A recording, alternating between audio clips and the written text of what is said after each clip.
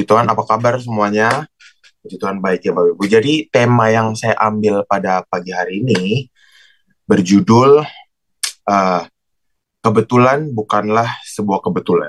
Bapak Ibu tulis di kolom komentar, kebetulan bukanlah sebuah kebetulan. Berapa banyak dari kita yang sering dan pernah mengalami kayak, eh, duh kok hidup saya itu apa ya, banyak cobaan, atau duh kok ujian yang saya alami itu susah banget, atau aduh kok ini kena tipu terus, atau enggak, aduh kok ini apes terus ya, nggak pernah beruntung. Nah, Bapak Ibu, saya cuma mau bilang bahwa tidak ada di dunia ini yang terjadi secara kebetulan, atau mungkin mungkin aja kebetulan itu kata-kata kita. Sebenarnya maksud dari Tuhan itu bukanlah kebetulan Bapak Ibu, tapi itu adalah rencana atau plan yang Tuhan tetapkan dalam hidup kita. Kan secara nggak kebetulan juga saya bisa menyampaikan firman judulnya kayak ini Bapak Ibu. Berarti ini adalah salah satu rencana Tuhan buat saya juga, buat Bapak Ibu juga semua yang hadir, yang melalui Zoom, Facebook maupun YouTube, maupun yang nanti mendengarkan melalui siaran tunda Bapak Ibu. Amsal 16 ayat 33 berbunyi, undi dibuang di pangkuan, tetapi setiap keputusannya berasal daripada Tuhan. Kita baca lagi, undi dibuang di pangkuan, tetapi setiap keputusan berasal daripada Tuhan. Bapak Ibu, ini contohnya undi kan koin ya Bapak Ibu ya. Jadi ketika kita lempar koin itu kan ada angka dan ada gambar ya Bapak Ibu, ada dua sisi ya, angka dan gambar. Nah, itu jatuh angka atau jatuh gambar itu nggak kebetulan Bapak Ibu. Itu semua keputusannya berasal daripada Tuhan. Jadi kalau misalkan koin 500 ya kan, depannya angka 500, belakangnya ada gambar itu. Kita lempar. Itu jatuh angka atau gambar itu bukan karena kebetulan, tapi karena keputusannya berasal daripada Tuhan. Jadi mau itu yang jatuhnya gambar, mau yang jatuhnya itu angka, itu terserahnya kepada Tuhan. Suka-sukanya Tuhan jatuhnya gitu. Mau tiba-tiba mungkin dari 500 itu berubah jadi 1000 juga, ya bisa-bisa aja, tergantung Tuhan mau yang kayak bagaimana kan Bapak Ibu. Jadi semua yang terjadi secara kebetulan, yang menurut kita kebetulan, bagi Tuhan itu adalah rencananya yang sedang terjadi bagi setiap kita. Amin. Yang terjadi bagi setiap ciptaannya di muka bumi. Amin Bapak Ibu. Jadi, dan cepat saya bagikan 3 poin pada pagi hari ini. Poin pertama yang saya mau bagikan adalah Tuhan bisa pakai segala cara agar kita mengalami tanda kutip kebetulan, atau yang maksudnya rencana atau plan Tuhan dalam hidup kita. Tuhan bisa pakai segala cara agar kita bisa mengalami plan Tuhan di dalam hidup kita. Saya mau kesaksian untuk membuka poin pertama saya. Jadi, ini baru terjadi minggu lalu. Jadi, minggu lalu saya mengikuti conference, leader conference Bapak Ibu. Ini saya baru pertama kali juga mengikuti leader conference ini. Jadi, sebenarnya dari awal tahun tuh Aceh kepengen pergi ke acara ini, pergi ke tempat ini untuk dia bisa belajar dan kita bisa mengembangkan diri sendiri juga, mengembangkan diri dan kita bisa mengaplikasikan dalam pelayanan juga Bapak Ibu. Lalu Aceh sudah kepengen pergi ini dari awal tahun. Tapi dari awal tahun tuh saya kayak bilang, aduh nanti aja deh C, soalnya tempatnya lumayan jauh Bapak Ibu, sekitar sejam perjalanan sampai sana, dan harus karena pulang pergi mungkin sekitar ya 2 jam lebih gitu Bapak Ibu ya. Akhirnya tidak jadi, tidak pernah jadi pergi ke situ. Lalu ketika minggu lalu itu mereka mengadakan leader conference itu Bapak Ibu, dan itu puji Tuhannya berbayar Bapak Ibu. Jadi awalnya itu Aci cuma ngomong sama mama papa.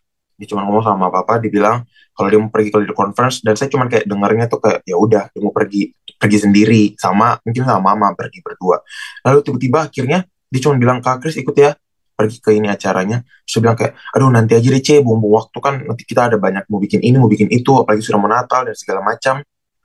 Terus akhirnya tiba-tiba, dan secara tidak kebetulan tiba-tiba Tuhan langsung kayak, ya secara mau tidak mau akhirnya saya ditarik Bapak Ibu, karena ya bagaimana tiketnya sudah dibeli dan itu lumayan, harganya lumayan juga Bapak Ibu. Jadi mau tidak mau akhirnya saya pergi, dan ini acara konferensinya 2 hari. Lalu akhirnya setelah akhirnya saya mengikuti sampai selesai 2 hari tersebut.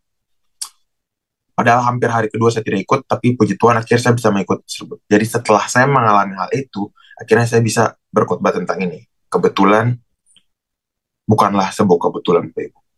Jadi puji Tuhan setelah mengikuti acara tersebut saya bisa semakin terberkati dan menangkap banyak hal-hal yang baru yang awalnya saya tidak mengerti, dan puji Tuhan saya bisa mempelajari banyak hal juga Bapak Ibu, secara mengikuti hal setelah melewati conference 2 hari itu. Jadi contoh kisah di Alkitab itu ada banyak sekali Bapak Ibu, tapi ada beberapa seperti kisah ketika Yusuf dijual ke Mesir, yang secara tidak kebetulan akhirnya dia menjadi pemimpin di Mesir dan dia bisa menolong bangsa Israel, dan dia bisa menolong keluarganya, dia bisa menolong seluruh bangsa Mesir dalam 7 tahun kelaparan. Dan ada kisah Esther yang dia bisa menyelamatkan bangsa Israel. Esther 4 ayat 14 mencatat kata-kata Mordekai kepada Esther, siapa tahu barangkali engkau telah sampai pada kedudukan ini hanya untuk masa seperti ini. Siapa tahu barangkali engkau telah sampai pada kedudukan ini hanya untuk masa seperti ini. Dan kisah Tuhan Yesus Kristus yang dihianati oleh Yudas yang berujung kepada Tuhan Yesus disalibkan. Kan tidak secara kebetulan Bapak Ibu, Tuhan memakai Yudas untuk menjual dia, yang akhirnya Tuhan Yesus mati di kayu salib. Sebenarnya kalau nggak pakai Yudas juga, Tuhan mungkin bisa pakai cara lain yang akhirnya membuat Tuhan Yesus bisa disalib. Tapi dalam konteks ini, Yudas yang dipakai untuk mengkhianati Tuhan Yesus. Tapi yang saya mau ambil adalah kisahnya Yusuf, Bapak Ibu, yang ketika dia dijual oleh saudara-saudaranya ke Mesir, tapi dia tidak mendendam kepada saudara-saudaranya, tapi dia malah mengampuni saudara-saudaranya dan bahkan menolong, bisa menjadi berkat buat orang lain, Bapak Ibu. Jadi itu, yang pertama poinnya adalah Tuhan bisa pakai segala cara agar kita mengalami rencana atau plan Tuhan di dalam hidup kita. Amin, Bapak Ibu, tulis di kolom komentar amin 10 juta triliun kali. Dan selanjutnya, poin kedua adalah menemukan rencana Tuhan dalam apa yang kita alami. Roma 8 ayat 28, kita tahu sekarang bahwa Allah turut bekerja dalam segala sesuatu untuk mendatangkan kebaikan bagi kita, bagi mereka yang mengasihi Dia, yaitu bagi mereka yang terpanggil sesuai dengan rencana Allah. Jadi lanjutan kesaksian saya, yang waktu saya mengikuti conference, ketika hari pertama, setelah mengikuti sesi pertama, itu kan datang pagi ya Bapak Ibu, harus kita udah bangun dari jam 6 dan persiapan-persiapan karena tempatnya lumayan jauh, dekat pelabuhan sana. Lalu acara mulai jam 9, tapi kita harus sudah registrasi dan segala macam dari pagi. Itu bangun pagi, lalu pergi ke sana itu kayak, aduh, acaranya panjang karena sampai sore Bapak Ibu, dan pulang bisa sampai malam. Jadi udah ikut acara, setelah sesi pertama itu saya baru sadar bahwa kayak, oh emang benar-benar puji Tuhan, rencana Tuhan saya bisa bisa dibilang emang harus dipaksa, karena emang saya tuh orangnya kayak apa ya, harus apa ya, setelah mengikuti acara tersebut baru akhirnya saya sadar bahwa benar-benar ini rencana Tuhan. Tuhan mau saya mengikuti acara ini agar saya bisa berbenah dan saya bisa berubah, dan saya bisa mempelajari beberapa hal yang bisa memberkati, bisa saya sharingkan juga ke Bapak Ibu, dan saya bisa mempraktekkan dalam pelayanan saya gitu juga Bapak Ibu. Jadi ketika saya mengikuti acara tersebut, dari sesi 1, sesi 2, ikut workshop, dan sampai hari kedua sampai selesainya, itu banyak sekali yang saya bisa dapatkan Bapak Ibu. Dan puji Tuhan, saya sadar bahwa ini adalah rencana Tuhan yang meskipun harus dipaksa Bapak Ibu. Jadi ketika kita sadar bahwa kejadian yang kita alami bukan untuk merugikan kita, melainkan untuk melatih kita, mengajar kita, dan membuat kita semakin melihat bahwa Tuhan sedang menggenapi rencananya dalam hidup kita. Disitulah kita akan semakin bertumbuh dalam hidup kita, dan kita semakin dekat dengan Tuhan. Amin Bapak Ibu. Jadi, apa yang Bapak Ibu sedang alami saat ini? Pergumulan apa yang sedang kita alami saat ini? Sakit penyakit, atau kita pergumulan sedang terlihat hutang, atau kita pekerjaan kita sedang buruk, dan sebagainya, hubungan kita sedang tidak baik dengan saudara, dengan pasangan kita, dengan orang tua kita, dengan teman-teman kita. Coba kita minta Tuhan agar Tuhan membukakan mata kita, agar kita bisa melihat bahwa sebenarnya tujuan Tuhan dalam saya mengalami hal tersebut apa ya. Karena tidak semua yang terjadi itu kebetulan kan Bapak Ibu. Itu semua hanya cara Tuhan untuk melatih kita bagaimana cara kita bisa bertahan, bagaimana cara kita bisa bersikap, bagaimana cara kita bisa mengambil keputusan kita yang benar, bagaimana hati kita benar, ketika kita mengalami hal tersebut, agar ketika kita sudah lewat, kita akan melihat bahwa ketika kita sudah melewati masalah tersebut, kita pasti akan melihat bahwa, oh ternyata Tuhan mau saya bersikap seperti itu. Oh ternyata Tuhan mau saya mengambil keputusan yang itu. Karena tidak apa-apa kita gagal ketika kita mencoba, daripada kan kita tidak mencoba sama sekali, Bapak Ibu. Lebih baik kita mencoba, lebih baik kita gagal dalam mencoba daripada kita tidak berani untuk mencoba hal baru tersebut. Jadi kita coba minta kepada Tuhan agar Tuhan buka mata saya agar apa yang saya alami ini saya bisa melihat di baliknya maksud dan tujuan Tuhan apa. Jadi itu Bapak Ibu. Yang kedua, menemukan rencana Tuhan dalam keadaan yang kita alami. Bagaimana caranya kita menemukan rencana Tuhan dalam keadaan yang kita alami? Masuk ke poin yang ketiga, kita membutuhkan iman untuk menemukan rencana Tuhan dalam keadaan yang kita alami. Lanjut ke kisah Yusuf tadi, Kejadian 45 ayat 4-8. Kejadian 45 ayat 4-8. Lalu, kata Yusuf kepada saudara-saudaranya itu, marilah dekat-dekat. Maka mendekatlah mereka, katanya lagi, akulah Yusuf saudaramu yang kamu jual ke Mesir. Tetapi sekarang janganlah bersusah hati dan janganlah menyesali diri, karena kamu menjual aku ke sini, sebab untuk memelihara kehidupanlah Allah menyuruh aku mendahului kamu. Karena telah 2 tahun ada kelaparan dalam negeri ini, dan selama 5 tahun lagi, orang tidak akan membajak atau menuai. Maka Allah telah menyuruh aku mendahului kamu untuk menjamin kelanjutan keturunanmu di bumi ini, dan untuk memelihara hidupmu, sehingga sebagian besar daripadamu tertolong. Jadi bukanlah kamu yang menyuruh aku ke sini, tetapi Allah. Dialah yang telah menempatkan aku sebagai bapa bagi Firaun dan tuan atas seluruh istananya dan sebagai kuasa atas seluruh tanah Mesir. Wow, ini keren banget. Bapak Ibu lihat ini. Di ayat 5-8, Yusuf menyadari bahwa apa yang menjadi maksud Tuhan ketika dia dijual oleh saudara-saudaranya ke Mesir. Dia tidak sakit hati, dia tidak mendendam kepada saudara-saudaranya, tetapi apa? Dia bilang di ayat yang ke-7, maka Allah telah menyuruh aku mendahului kamu untuk menjamin kelanjutan keturunanmu di bumi ini dan untuk memelihara hidupmu sehingga sebagian besar daripadamu tertolong. Allah telah menyuruh Allah telah menyuruh Yusuf mendahului saudara-saudaranya. Padahal dia dijual nih Bapak Ibu. Secara manusiawi kita dihianati, kita tusuk dari belakang sampai dijual. Apalagi dengan saudara-saudaranya sendiri yang menjual dia. Secara manusiawi pasti kalau dia tidak memiliki sikap hati yang benar, dia tidak memiliki iman yang kuat, jadi bisa balas dendam Bapak Ibu. Dan saya yakin kalau dia tidak memiliki iman dan sikap hati yang benar kepada Tuhan, pasti bukan Yusuf yang dipakai untuk menyelamatkan bangsa Israel dari masa kelaparan. Karena kalau misalkan sikap hatinya tidak benar dan dia diangkat jadi pemimpin, fix dia bakalan balas dendam kepada saudara-saudaranya. Benar kan Bapak Ibu? Akhirnya dia bisa mungkin malah bukannya menolong bangsa Israel, malah mungkin seluruh bangsa Israel bisa punah karena tidak tertolong daripada masa kelaparan 7 tahun ini. Tapi karena iman dan sikap hati Yusuf benar, maka dia bisa menyelamatkan, dia bisa menjadi berkat, bahkan sampai bangsa Mesir dia bisa menjadi berkat bagi bangsa Mesir. Jadi yang kita butuhkan agar kita bisa melihat rencana Tuhan dalam kondisi yang kita alami itu apa? Iman. Apa yang kita terima adalah menurut ukuran iman kita. Bapak Ibu ketik di kolom komentar, apa yang kita terima menurut ukuran iman kita. Misalkan, di sekolah, nilai standar sekarang nggak tahu berapa ya. Nilai standar waktu saya sekolah dulu, saya SMA 70, 75. Sekarang mungkin 80. Mungkin sudah naik. Jadi misalkan di sekolah, kita ujian, kita belajar nih kan. Nggak mungkin kita nggak belajar terus kita minta Tuhan Yesus tolong bantu agar saya bisa menyelesaikan ujian. Itu nggak mungkin. Harus ada action yang kita lakukan. Jadi ketika kita belajar dan kita ujian, kita berdoa, Tuhan, saya mau nilainya bagus, 80 lah. Itu iman kita 80. Maka ketika kita dapat nilainya 80, ya sesuai dengan apa yang kita imankan. Karena iman kita segitu, 80. Akhirnya dapatnya 80. Apa yang kita imani itu akan terjadi. Tetapi apa yang kita terima itu menurut ukuran iman kita. Tapi tidak hanya dengan iman saja Bapak Ibu. Harus ada action. Ketika kita percaya, kita pasti tidak akan duduk diam dan pasif. Tapi kita akan bergerak.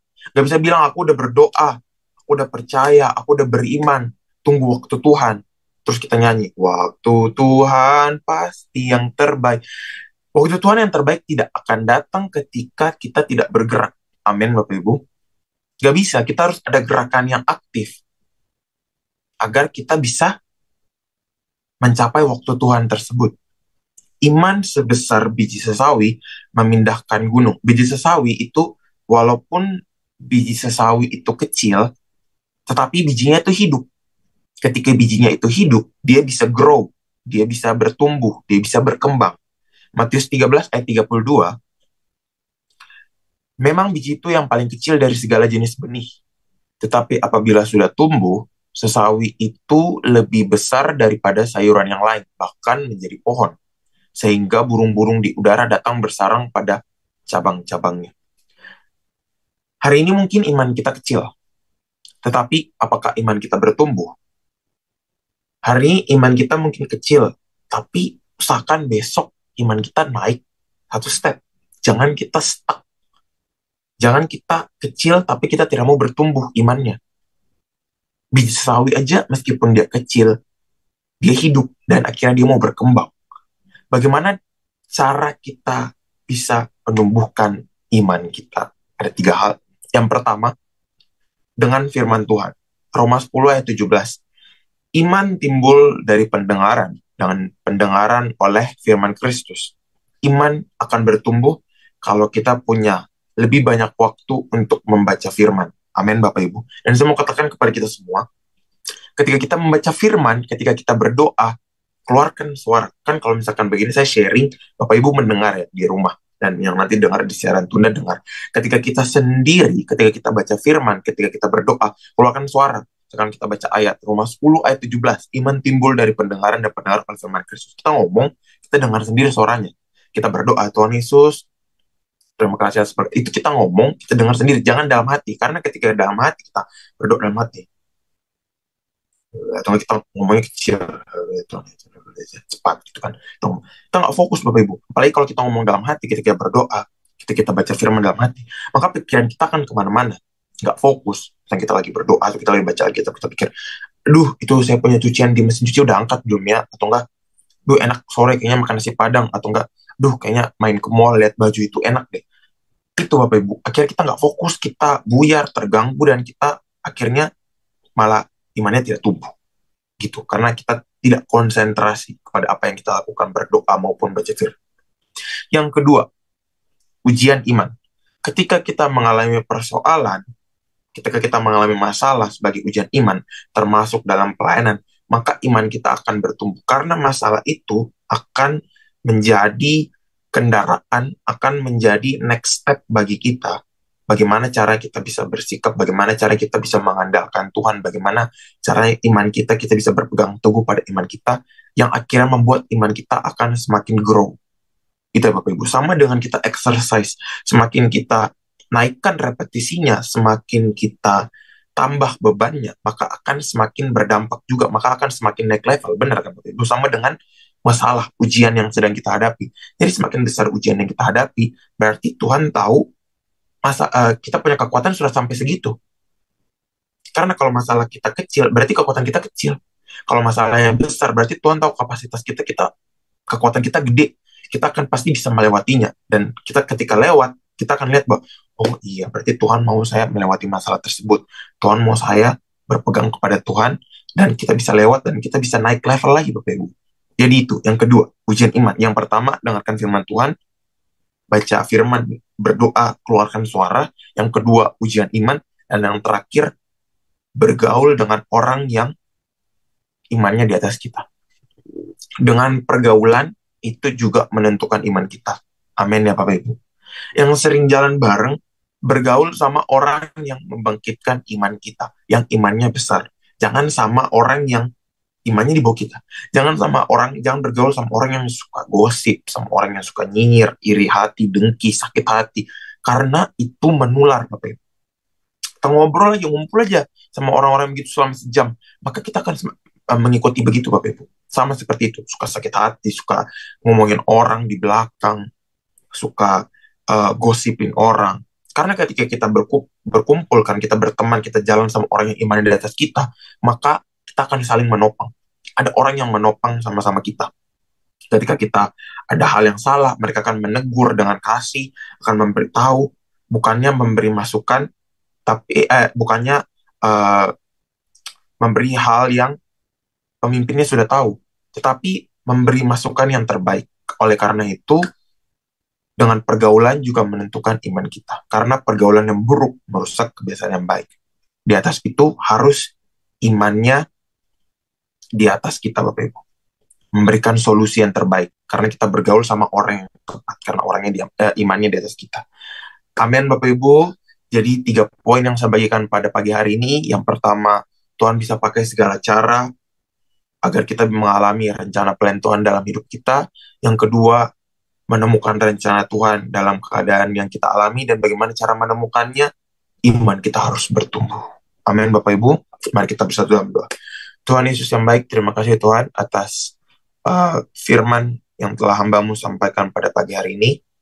Kiranya apa yang hamba-Mu sudah sampaikan bisa sampai kepada kami semua yang mendengarkan melalui Zoom, Facebook, maupun YouTube. Kiranya apa yang kami alami dalam kehidupan kami sehari-hari, kami tidak anggap bahwa itu hanya sebagai kebetulan, tapi itu ada rencana dan maksud di balik maksud Tuhan di balik apa yang kami hadapi, pergumulan-pergumulan maupun sakit penyakit dan apapun yang kami hadapi dalam keseharian kami, dan biarlah kami bisa melewati dan kami bisa bersaksi kepada setiap orang yang mendengarkan Tuhan bahwa ada maksud dan perkara besar Tuhan akan gunakan melalui hidup kami, dan kami bisa menjadi berkat buat orang-orang yang mendengarkan kesaksian-kesaksian kami, Tuhan Yesus. Tuhan pakai kami semua agar kami bisa menjadi berkat bagi orang lain di sekitar kami, Tuhan Yesus, dan hanya nama-Mu saja dipermuliakan. Dalam nama kami saya berdoa, haleluya, amin. Puji Tuhan, Tuhan Yesus memberkati kita semua.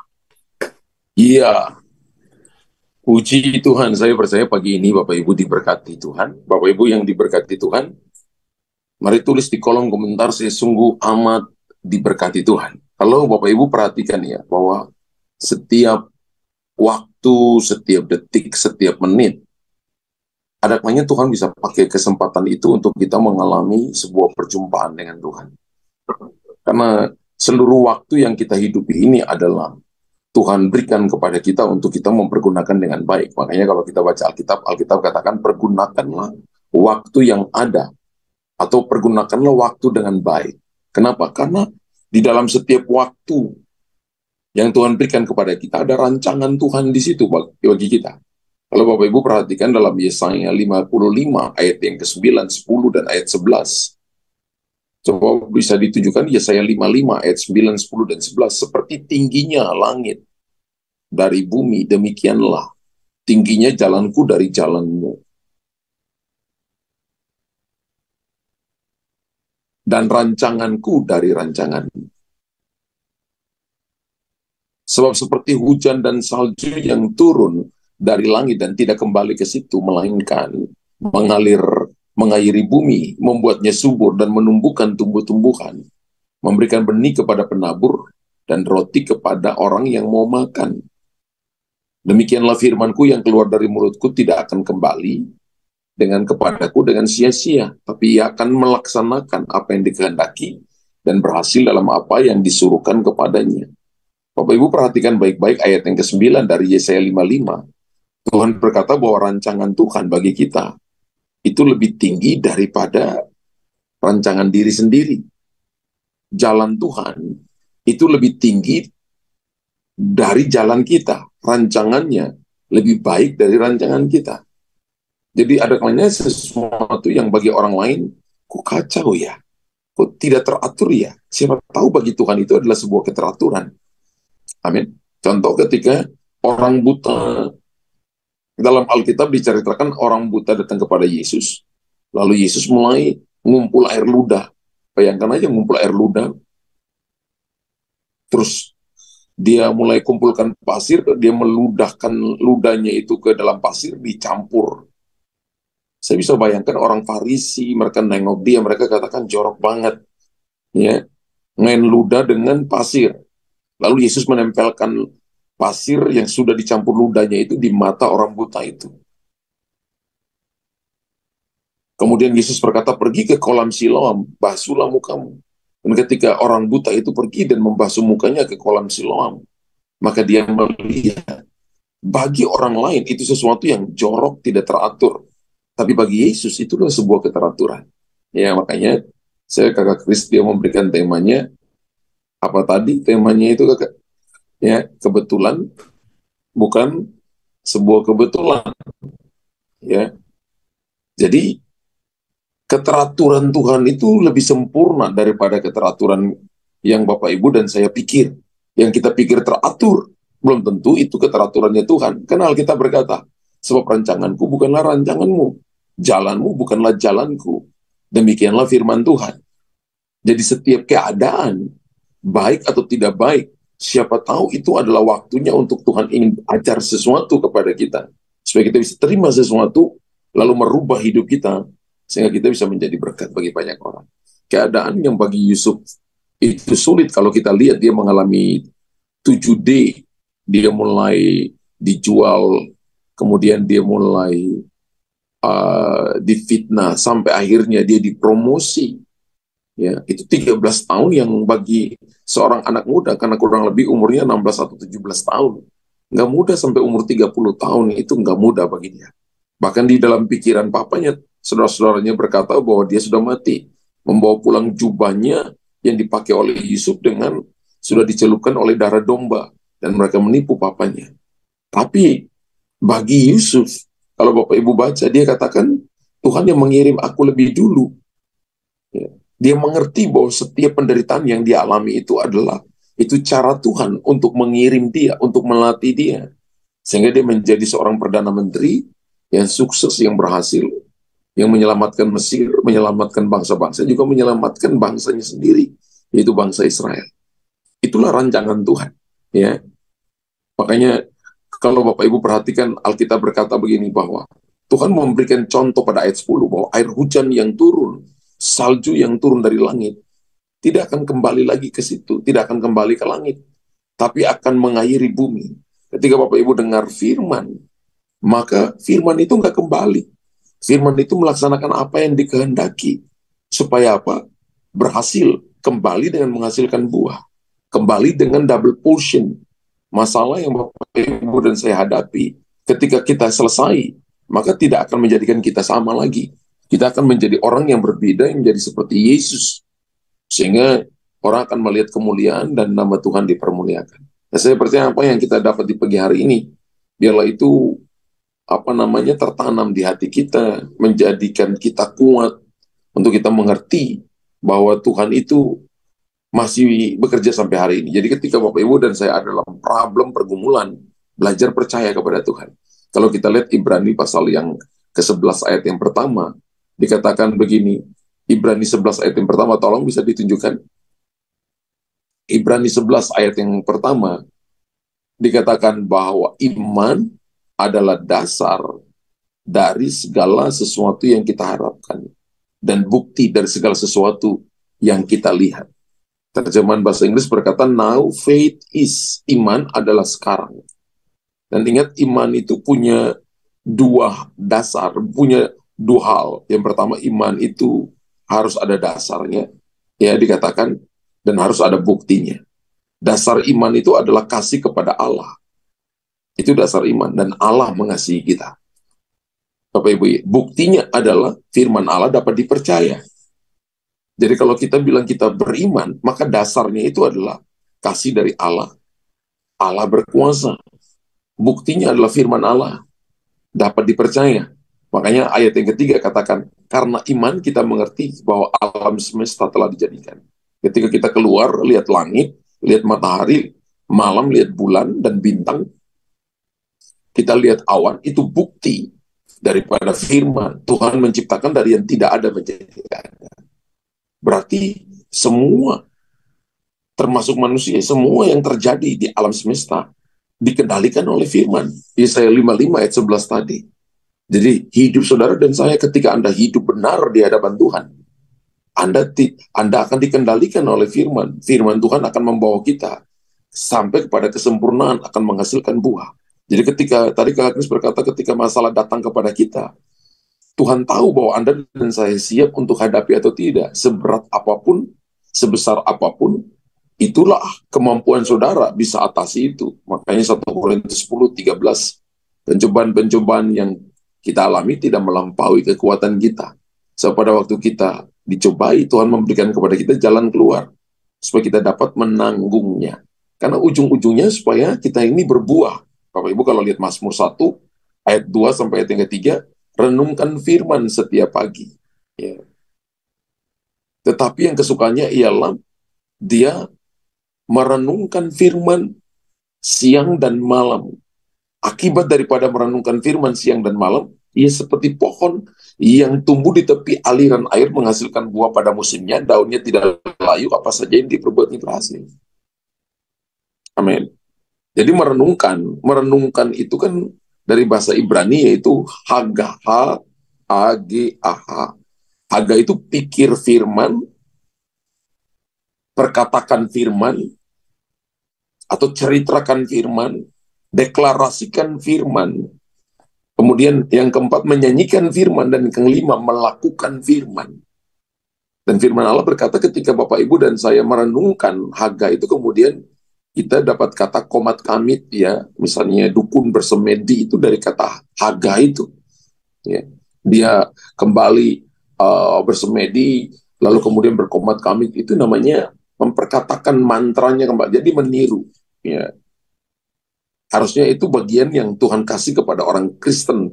Ketika kita saat teduh, ketika kita datang ke hadapan Tuhan, kita memperkatakan kembali firman Tuhan, maka firman Tuhan harus dihafal, harus tinggal dalam hati kita. Baru kita berbuah, apa saja yang kita kerjakan berhasil. Karena firman Tuhan tidak akan pernah kembali, tapi bagian kita adalah melakukan firman, menghidupi firman. Dan kita akan melihat pelipat gandaan, supaya nama Tuhan dipermuliakan. Puji Tuhan. Puji Tuhan. Bapak Ibu, saya percaya bahwa apa yang kita dengar di pagi hari ini itu memberikan kekuatan kepada kita. Amin, Bapak Ibu. Puji Tuhan. Bapak di sorga, terima kasih untuk pagi ini. Kami percaya bahwa firman-Mu ya dan amin. Kami percaya bahwa firman-Mu lah kekuatan bagi kami. Mereka yang datang pagi ini, saya percaya bukan sebuah kebetulan, tapi Tuhan izinkan mereka untuk mendengarkan firman-Mu. Bahkan kalau mereka dengar melalui siaran tunda, Roh Kudus, Engkau akan bekerja dengan caramu yang hebat dan caramu yang ajaib, untuk mengartikan setiap perkataan firman ini kepada mereka yang mendengarkannya, supaya mereka bertumbuh, karena firman Allah tidak pernah gagal. Rancangan-Mu bukanlah rancangan kami, dan Engkau membawa kami untuk mengerti tentang kehendak dan tujuan-Mu melalui masalah, persoalan, pergumulan, ujian kehidupan yang kami alami. Supaya kami tahu bahwa tanpa Tuhan bersama dengan kami, hidup ini tidak ada artinya. Tapi ketika Tuhan ada bersama dengan kami, apapun yang sedang kami alami, kami percaya itu adalah kesempatan untuk kami jadi lebih baik. Orang melihat Tuhan berserta dengan kami, tinggal dalam kami, dan akan membuat kami menjadi orang yang sukses di gunung-gunung, kemenangan kami, di lembah-lembah, kemenangan kami, karena Tuhan ada di sana menyertai kami, menerangkan firman.